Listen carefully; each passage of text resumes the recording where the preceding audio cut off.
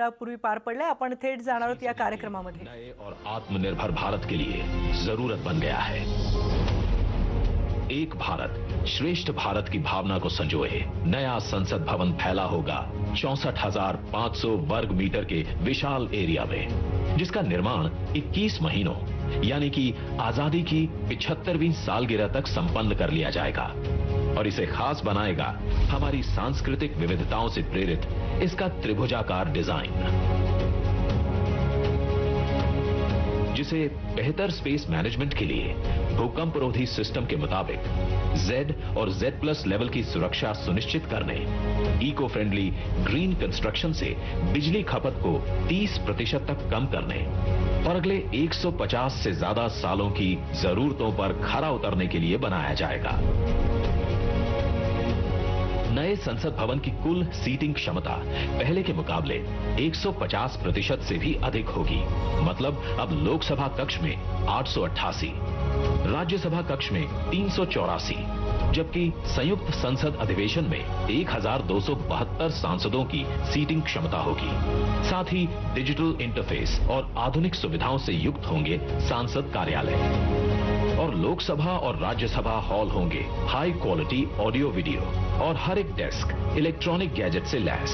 इसके अलावा यहां पर होगा भारत की भव्य विरासत को दर्शाता संविधान हॉल, पुस्तकालय, समिति कक्ष और भोजन क्षेत्र। मतलब कि नया संसद भवन होगा 130 करोड़ देशवासियों की आशाओं को नई बुलंदियां देने वाला, हमारे देश के मजबूत लोकतंत्र को नए आयाम देने वाला, क्षेत्रीय कला, कौशल और कारीगरी की अद्भुत झलकियों को अपने कण कण में समाने वाला और विशाल स्पेस और चेंबर्स से कहीं बढ़कर हमारे देश के विराट लोकतांत्रिक लक्ष्यों को साकार करने वाला।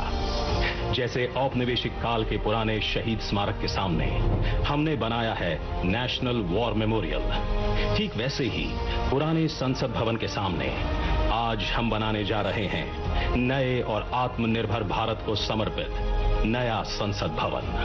तो आइए आज इस ऐतिहासिक पल का साक्षी बनते हैं जब प्रधानमंत्री नरेंद्र मोदी करने जा रहे हैं भारत के नए संसद भवन का शिलान्यास।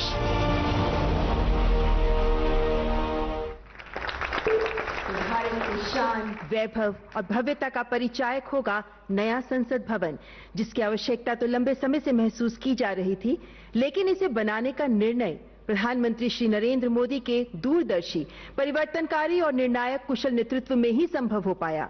आपके मार्गदर्शन में बनने वाला नया संसद भवन संकल्प से सिद्धि का, न्यू इंडिया एट 75 के विजन का अनुपम उदाहरण प्रस्तुत करेगा। इस शुभ अवसर पर मैं परम श्रद्धेय आदरणीय प्रधानमंत्री जी से करबद्ध आग्रह करती हूं कि अपने आशीर्वचनों से हमारा मार्गदर्शन करें। Ladies and gentleman, please welcome honourable prime minister.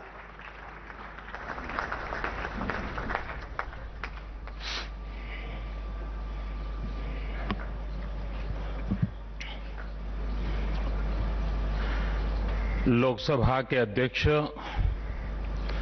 श्रीमान ओम बिरला जी, राज्यसभा के उपसभापति श्रीमान हरिवंश जी, केंद्रीय मंत्रिपरिषद के मेरे साथी श्री प्रहलाद जोशी जी, श्री हरदीप सिंह पुरी जी, अन्य राजनीतिक दलों के प्रतिनिधिगण, वर्चुअल माध्यम से जुड़े अनेक देशों के पार्लियामेंट के स्पीकर्स, यहां उपस्थित अनेक देशों के एम्बेसडर्स, इंटर पार्लियामेंट्री यूनियन के मेंबर्स, अन्य महानुभाव और मेरे प्यारे देशवासियों,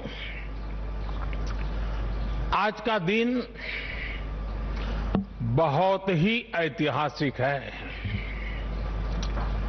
आज का दिन भारत के लोकतांत्रिक इतिहास में मील के पत्थर की तरह है। भारतीयों द्वारा भारतीयता के विचार से ओतप्रोत भारत के संसद भवन के निर्माण का शुभारंभ हमारी लोकतांत्रिक परंपराओं के सबसे अहम पड़ाव में से एक है। हम भारत के लोग मिलकर अपनी संसद के इस नए भवन को बनाएंगे और साथियों, इससे सुंदर क्या होगा, इससे पवित्र क्या होगा जब भारत अपनी आजादी के 75 वर्ष का पर्व मनाए तो उस पर्व की साक्षात प्रेरणा हमारी संसद की नई इमारत बने। आज 130 करोड़ से ज्यादा भारतीयों के लिए बड़े सौभाग्य का दिन है, गर्व का दिन है जब हम इस ऐतिहासिक पल के साक्षी बन रहे हैं। साथियों, नए संसद भवन का निर्माण नूतन और पुरातन के सह अस्तित्व का उदाहरण है। ये समय और जरूरतों के अनुरूप खुद में परिवर्तन लाने का प्रयास है। मैं अपने जीवन में वो क्षण कभी नहीं भूल सकता जब 2014 में पहली बार एक सांसद के तौर पर मुझे संसद भवन में आने का अवसर मिला था। तब लोकतंत्र के इस मंदिर में कदम रखने से पहले मैंने सिर झुकाकर, माथा टेककर लोकतंत्र के इस मंदिर को नमन किया था। हमारे वर्तमान संसद भवन ने आजादी के आंदोलन और फिर स्वतंत्र भारत को गढ़ने में अपनी अहम भूमिका निभाई है। आजाद भारत की पहली सरकार का गठन भी यही हुआ और पहली संसद भी यहीं बैठी। इसी संसद भवन में हमारे संविधान की रचना हुई, हमारे लोकतंत्र की पुनर्स्थापना हुई। बाबा साहब आंबेडकर और अन्य वरिष्ठों ने सेंट्रल हॉल में गहन मंथन के बाद हमें अपना संविधान दिया।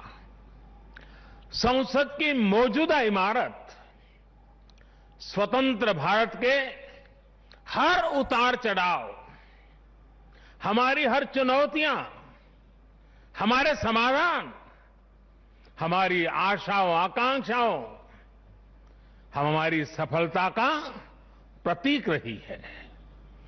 इस भवन में बना प्रत्येक कानून, इन कानूनों के निर्माण के दौरान संसद भवन में कही गहरी, अनेक गहरी बातें, ये सब हमारे लोकतंत्र की धरोहर है। लेकिन साथियों, संसद के शक्तिशाली इतिहास के साथ ही यथार्थ को भी स्वीकारना उतना ही आवश्यक है। ये इमारत अब करीब करीब 100 साल की हो रही है। बीते दशकों में इसे तत्कालीन जरूरतों को देखते हुए निरंतर अपग्रेड किया गया। इस प्रक्रिया में कितनी ही बार दीवारों को तोड़ा गया है, कभी नया साउंड सिस्टम, कभी फायर सेफ्टी सिस्टम, कभी आईटी सिस्टम। लोकसभा में बैठने की जगह बढ़ाने के लिए तो दीवारों को भी हटाया गया। इतना कुछ होने के बाद संसद का ये भवन अब विश्राम मांग रहा है। अभी लोकसभा अध्यक्ष जी भी बता रहे थे कि किस तरह बरसों से मुश्किलों भरी स्थिति रही है, बरसों से नए संसद भवन की जरूरत महसूस की गई है। ऐसे में ये हम सभी का दायित्व बनता है कि 21वीं सदी के भारत को अब एक नया संसद भवन मिले। इसी दिशा में आज ये शुभारंभ हो रहा है और इसलिए आज जब हम एक नए संसद भवन का निर्माण कार्य शुरू कर रहे हैं तो वर्तमान संसद परिषद के जीवन में नए वर्ष भी जोड़ रहे हैं। साथियों, नए संसद भवन में ऐसी अनेक नई चीजें की जा रही हैं जिससे सांसदों की एफिशिएंसी बढ़ेगी, उनके वर्क कल्चर में आधुनिक तौर तरीके आएंगे। अब जैसे अपने सांसदों से मिलने के लिए उनके संसदीय क्षेत्र से लोग आते हैं, तो अभी जो संसद भवन है उसमें लोगों को बहुत दिक्कत होती है, आम जनता को दिक्कत होती है, नागरिकों को दिक्कत होती है। आम जनता को अपनी कोई परेशानी अपने सांसद को बतानी है, कोई सुख दुख बांटना है, तो इसके लिए भी संसद भवन में स्थान की बहुत कमी महसूस होती है। भविष्य में प्रत्येक सांसद के पास ये सुविधा होगी कि वो अपने क्षेत्र के लोगों से यही निकट में ही, इसी ये विशाल परिसर के बीच में ही उनको एक व्यवस्था मिलेगी ताकि वो अपने संसदीय क्षेत्र से आए लोगों को उनके सुख दुख बांट सके। साथियों, पुराने संसद भवन ने स्वतंत्रता के बाद के भारत को दिशा दी, तो नया भवन आत्मनिर्भर भारत के निर्माण का गवाह बनेगा। पुराने संसद भवन में देश की आवश्यकताओं की पूर्ति के लिए काम हुआ, तो नए भवन में 21वीं सदी के भारत की आकांक्षाएं पूरी की जाएगी। जैसे आज इंडिया गेट से आगे नेशनल वॉर मेमोरियल ने राष्ट्रीय पहचान बनाई है, वैसे ही संसद का नया भवन अपनी पहचान स्थापित करेगा। देश के लोग, आने वाली पीढ़ियां नए भवन को देखकर गर्व करेगी कि ये स्वतंत्र भारत में बना है। आजादी के 75 वर्ष का स्मरण करते हुए इसका निर्माण हुआ है। साथियों, संसद भवन की शक्ति का स्रोत, उसकी ऊर्जा का स्रोत हमारा लोकतंत्र है। आजादी के समय किस तरह से एक लोकतांत्रिक राष्ट्र के रूप में भारत के अस्तित्व पर संदेह और शंकाएं जताई गई थी, ये इतिहास का हिस्सा है। अशिक्षा, गरीबी, सामाजिक विविधता और अनुभवहीनता जैसे अनेक तर्कों के साथ ये भविष्यवाणी भी कर दी गई थी कि भारत में लोकतंत्र असफल हो जाएगा। आज हम गर्व से कह सकते हैं कि हमारे देश ने उन आशंकाओं को न सिर्फ गलत सिद्ध किया है, बल्कि 21वीं सदी की दुनिया भारत को अहम लोकतांत्रिक ताकत के रूप में आगे बढ़ते हुए देख भी रही है। साथियों, लोकतंत्र भारत में क्यों सफल हुआ, क्यों सफल है और क्यों कभी लोकतंत्र पर आंच नहीं आ सकती, ये बात हमारी हर पीढ़ी को जानना समझना बहुत आवश्यक है। हम देखते सुनते हैं दुनिया में 13वीं शताब्दी में रचित मैग्ना कार्टा की बहुत चर्चा होती है। कुछ विद्वान इसे लोकतंत्र की बुनियाद भी बताते हैं, लेकिन ये भी बात उतनी ही सही है कि मैग्ना कार्टा से भी पहले 12वीं शताब्दी में 12th सेंचुरी में ही भारत में भगवान बसवेश्वर का अनुभव मंटपम अस्तित्व में आ चुका था। अनुभव मंटपम के रूप में उन्होंने लोक संसद का न सिर्फ निर्माण किया था, बल्कि उसका संचालन भी सुनिश्चित किया था।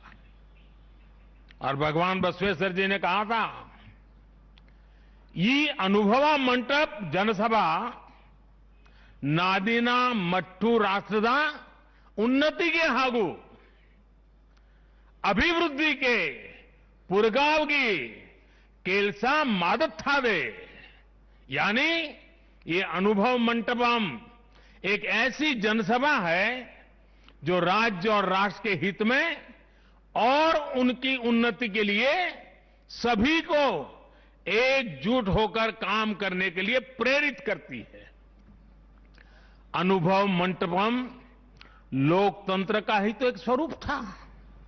साथियों, इस कालखंड के और पहले जाएं तो तमिलनाडु में चेन्नई से 80-85 किलोमीटर दूर उत्तरा मेरूर नाम के गांव में एक बहुत ही ऐतिहासिक साक्ष्य दिखाई देता है।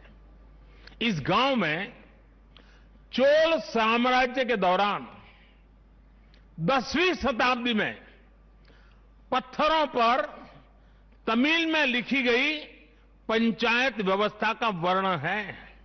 10th सेंचुरी, और इसमें बताया गया है कि कैसे हर गांव को कुटुंब में कैटेगराइज किया जाता था, जिनको अगर आज की भाषा में कहना है तो हम आज उसको एक वार्ड कह सकते हैं। उन कुटुंबों से एक एक प्रतिनिधि महासभा में भेजा जाता था, और जैसा आज भी होता है, इस गांव में 1000 वर्ष पूर्व जो महासभा लगती थी वो आज भी वहां मौजूद है। और साथियों, 1000 वर्ष पूर्व बनी इस लोकतांत्रिक व्यवस्था में एक और बात बहुत महत्वपूर्ण थी। उस पत्थर पे लिखा हुआ है, उस शिलालेख में वर्णन है इसका, और उसमें कहा गया है कि जनप्रतिनिधि को चुनाव लड़ने के लिए अयोग्य घोषित करने का भी प्रावधान था उस जमाने में। और नियम क्या था? नियम यह था कि जो जनप्रतिनिधि अपनी संपत्ति का ब्यौरा नहीं देगा, वो और उसके करीबी रिश्तेदार चुनाव नहीं लड़ पाएंगे। कितने सालों पहले, सोचिए कितनी बारीकी से उस समय पर हर पहलू को सोचा गया, समझा गया, अपनी लोकतांत्रिक परंपराओं का हिस्सा बनाया गया। साथियों, लोकतंत्र का हमारे इतिहास देश के हर कोने में नजर आता है, कोने कोने में नजर आता है। कुछ शब्दों से तो हम बराबर परिचित हैं, सभा, समिति, गणपति, गणाधिपति, ये शब्दावली हमारे मन मस्तिष्क में सदियों से प्रवाहित है। सदियों पहले शाक्य, मल्ल और बेजी जैसे गणतंत्र हो, लिच्छवी, मल्लक, मड़क और कंबोज जैसे गणराज्य हो, या फिर मौर्य काल में कलिंग, सभी ने लोकतंत्र को ही शासन का आधार बनाया था। हजारों साल पहले रचित हमारे वेदों में से ऋग्वेद में लोकतंत्र के विचार को समज्ञान यानी समूह चेतना, कलेक्टिव कॉन्शियसनेस के रूप में देखा गया है। साथियों, आमतौर पर अन्य जगहों पर जब डेमोक्रेसी की चर्चा होती है तो ज्यादातर चुनाव की प्रक्रिया, इलेक्टेड मेंबर्स, उनके गठन की रचना, शासन प्रशासन, लोकतंत्र की परिभाषा इन्हीं चीजों के आसपास रहती है। इस प्रकार की व्यवस्था पर अधिक बल देने को ही ज्यादातर स्थानों पर उसी को डेमोक्रेसी कहते हैं। लेकिन भारत में लोकतंत्र एक संस्कार है। भारत के लिए लोकतंत्र जीवन मूल्य है, जीवन पद्धति है, राष्ट्र जीवन की आत्मा है।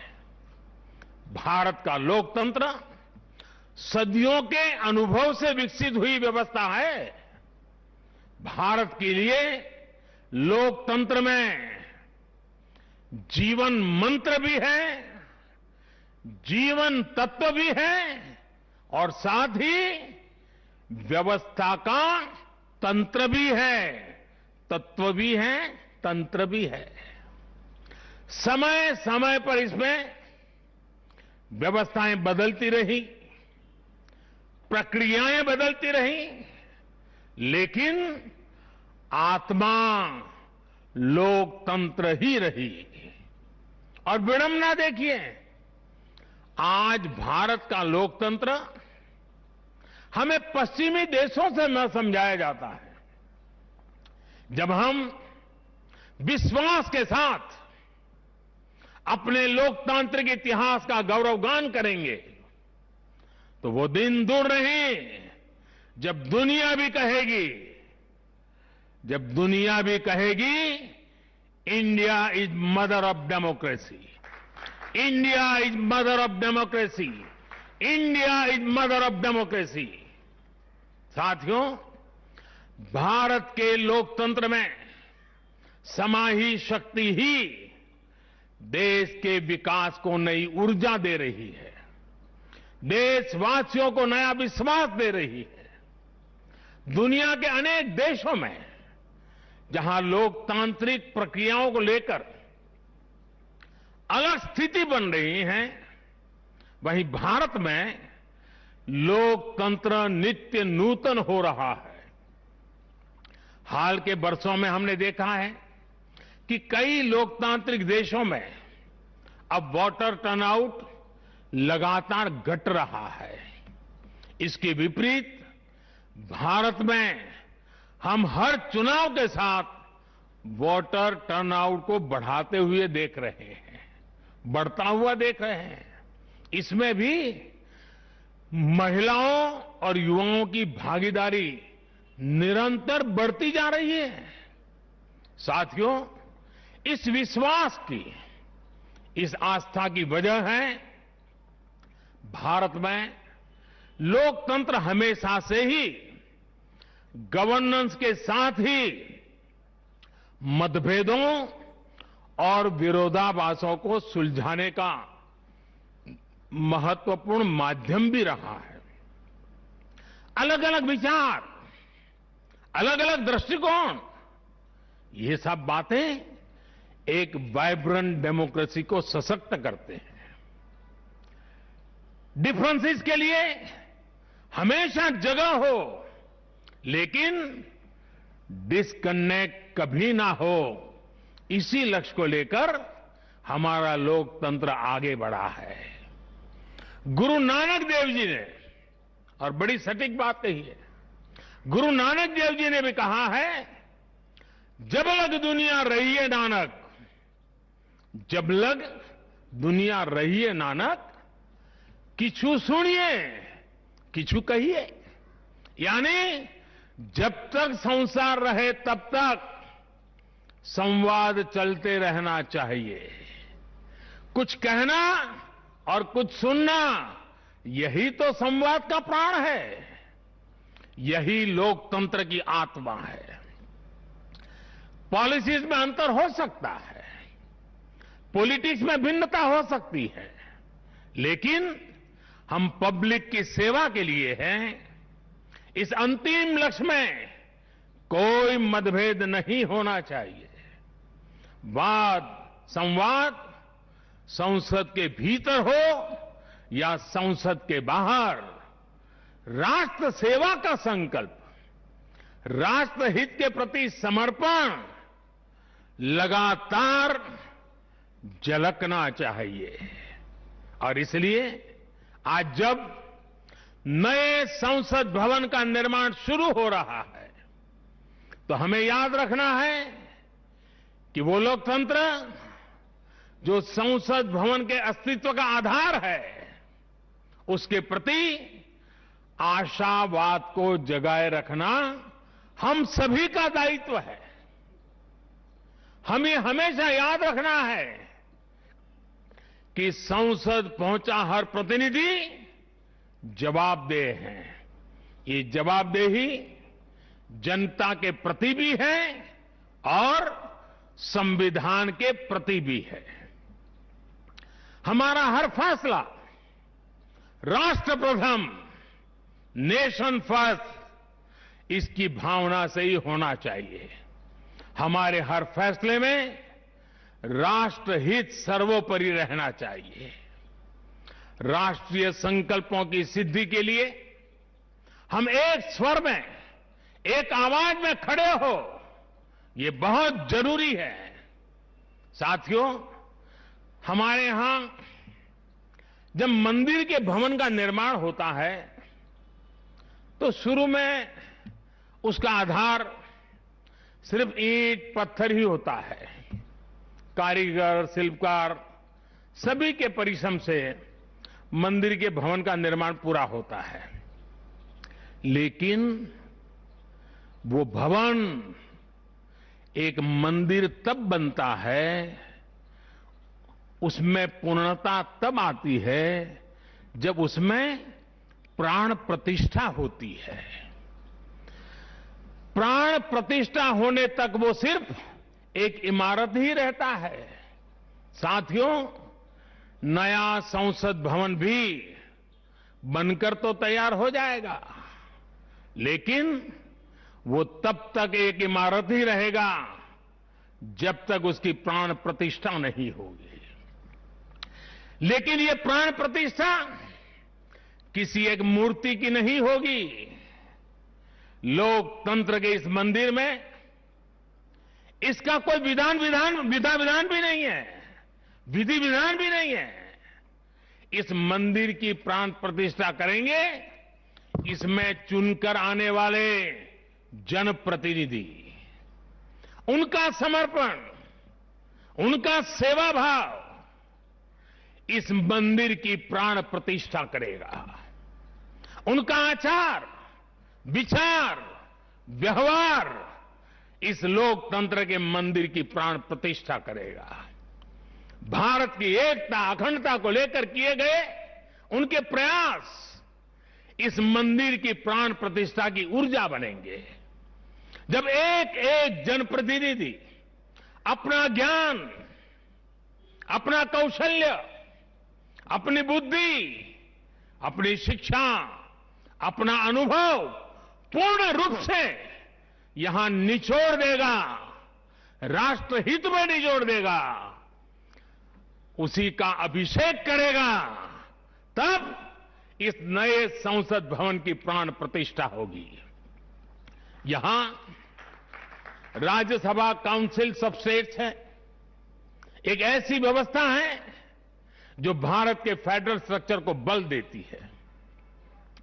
राष्ट्र के विकास के लिए राज्य का विकास, राष्ट्र के विकास के लिए राज्य का विकास, राष्ट्र की मजबूती के लिए राज्य की मजबूती, राष्ट्र के कल्याण के लिए राज्य का कल्याण, इस मूलभूत सिद्धांत के साथ काम करने का हमें प्रण लेना है। पीढ़ी दर पीढ़ी आने वाले कल में जो जनप्रतिनिधि यहां आएंगे, उनके शपथ लेने के साथ ही प्राण प्रतिष्ठा के इस महायज्ञ में उनका योगदान शुरू हो जाएगा।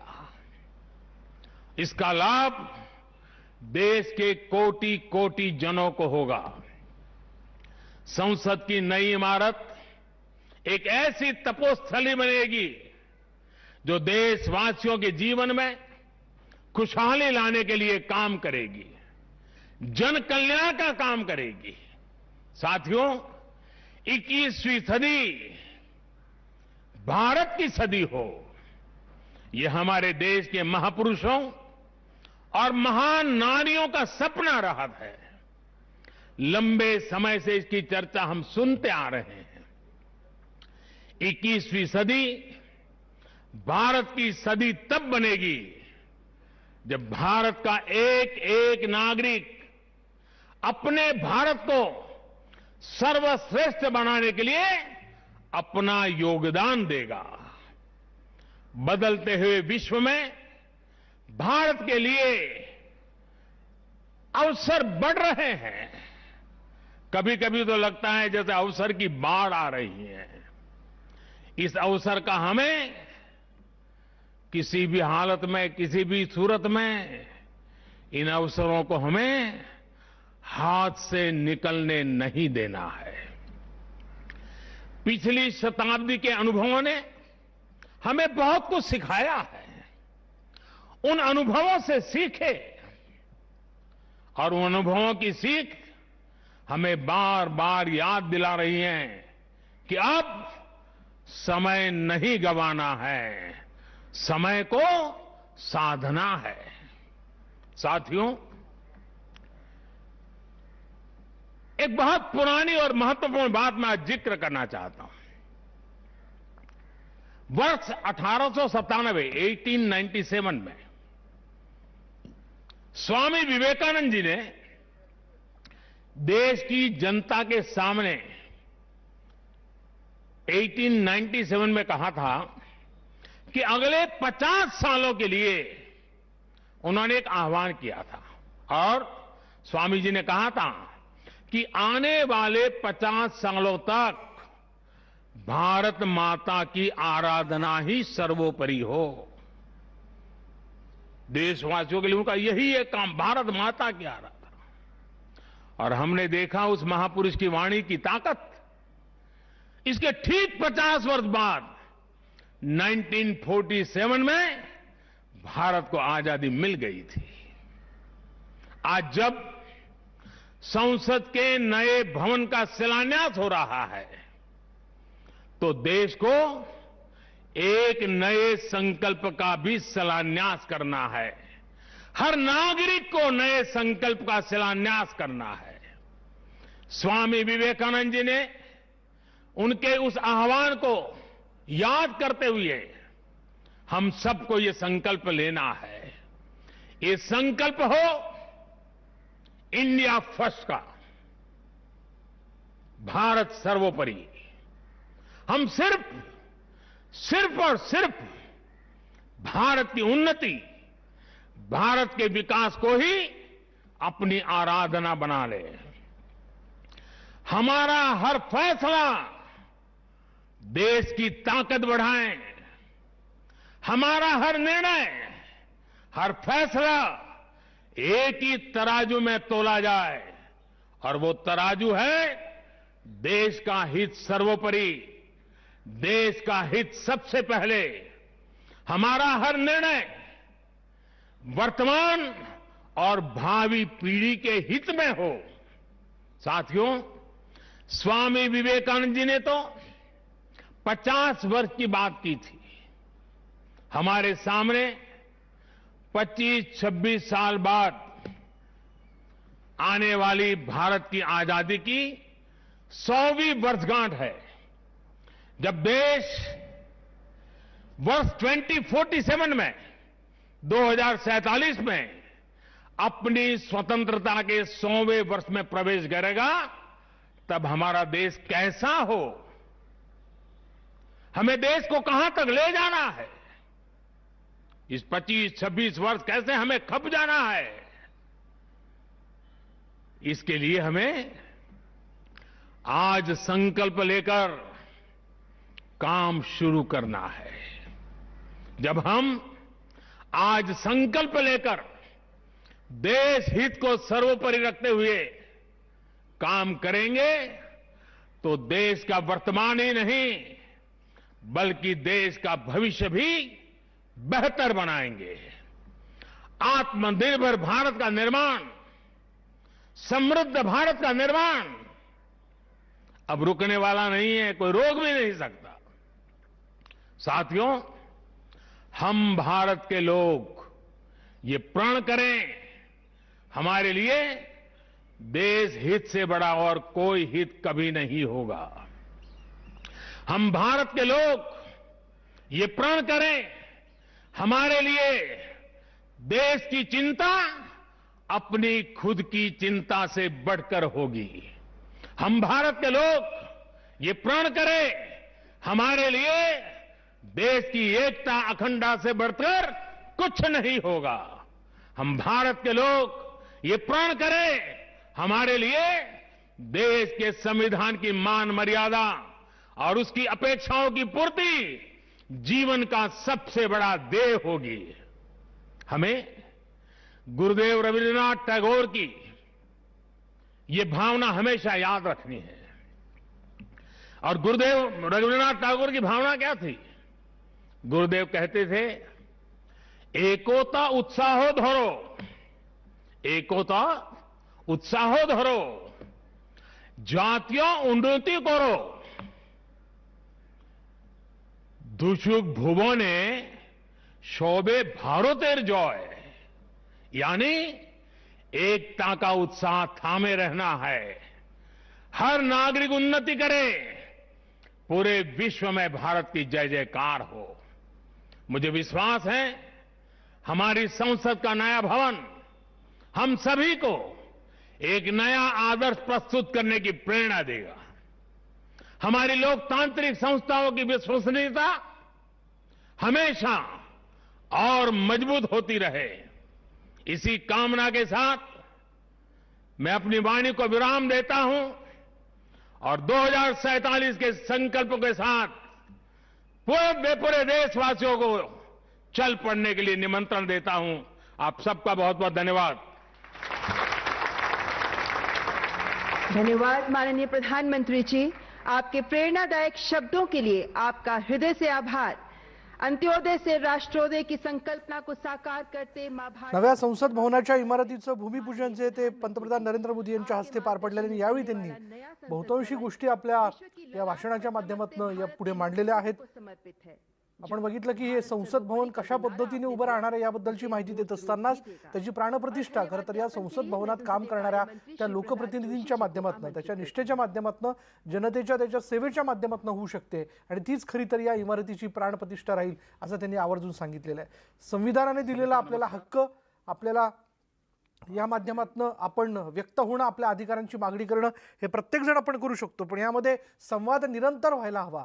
काही वेळेस सांगणं असतं, काही वेळेस ऐकणं असतं असं म्हणत असताना खरं तर त्यांनी गुरु नानक यांचं एक वचन देखील आपल्या भाषणात त्यांनी प्रस्तुत केलं आणि या माध्यमातून खरं तर जे आता शेतकरी आंदोलन सुरू आहे त्याला देखील काहीतरी संबोधित करण्याचा त्यांचा प्रयत्न होता असं एकूण दिसून आलं। यानंतर इथे वेळ झाली का ब्रेकची, ब्रेक घेऊयात। पहा फक्त न्यूज 18 लोकमत।